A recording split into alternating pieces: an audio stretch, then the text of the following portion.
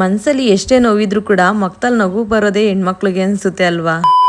Hi hello everyone, welcome to our mini vlog. 100 days challenge ತಗೋತೀನಿ ಅಂತ ಹೇಳ್ಬಿಟ್ಟು second ಡೇಗೆ ಡ್ರಾಪ್ ಆದೆ. ಹಾಗೆ ಕಂಟಿನ್ಯೂ ಮಾಡೋಣ ಅಂತಾನು ಕಂಟಿನ್ಯೂ ಮಾಡ್ತಿದ್ದೀನಿ. ಸೊ ಎಲ್ಲರೂ ನನಗೆ ಸಪೋರ್ಟ್ ಮಾಡಿ ಅಂತ ಹೇಳ್ತಾ ಹಾಗೆ ಬೆಳಿಗ್ಗೆ ಟಿಫನ್ ಮಾಡೋಣ ಅಂತ ಹೇಳ್ಬಿಟ್ಟು ಚಪಾತಿನೂ ಟೊಮೊಟೊ ಗೊಜ್ಜು ಮಾಡ್ಕೊಳ್ಳೋಣ ಅಂತ ಹಾಗೆ ಮನೆ ಕೆಲಸ ಕೂಡ ಮಾಡ್ಕೊಂಡೆ. ಪಾತ್ರೆ ತೊಳ್ಕೊಂಡು ಕಸ ಗುಡ್ಸ್ಕೊಂಡು ಮನೆ ಒರೆಸ್ಕೊಂಡು ನೆಕ್ಸ್ಟ್ ನನ್ನ ಮಗನಿಗೆ ಸ್ನಾನಕ್ಕೆ ನೀರ್ ಹಾಕಿ ಸ್ನಾನ ಮಾಡಿಸಿ ರೆಡಿ ಮಾಡ್ಕೊಂಡು ಒಂದು ಟಿಫನ್ ಕೂಡ ಮಾಡ್ಕೊಂಡ.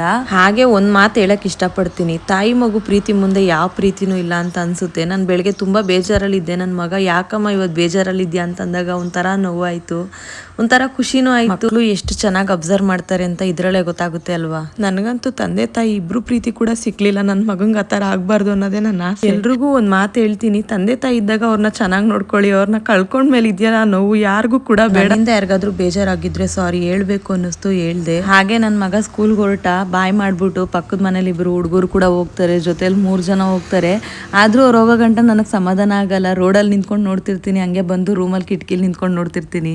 ಹಾಗೆ ನನ್ನ ಮಗ ಹೋಗಾಯ್ತು. ನೆಕ್ಸ್ಟ್ ಬಂದು ಸ್ನಾನ ಮಾಡ್ಕೊಂಡು ಈ ಥರ ರೆಡಿ ಆಗಿಬಿಟ್ಟು ಒಂದು ಸಾಂಗ್ ಪ್ರಮೋಷನ್ ಇತ್ತು, ಸಾಂಗ್ ಪ್ರಮೋಷನ್ ಮುಗಿಸ್ಕೊಂಡು ನೆಕ್ಸ್ಟ್ ಪೂಜೆ ಮಾಡ್ಕೊಂಡು ಮನೇಲಿ ಪೂಜೆ ಮಾಡಿದ್ರೆ ಮನ್ಸಿಗೆ ಏನೋ ಒಂಥರ ಸಮಾಧಾನ ಆಗುತ್ತೆ.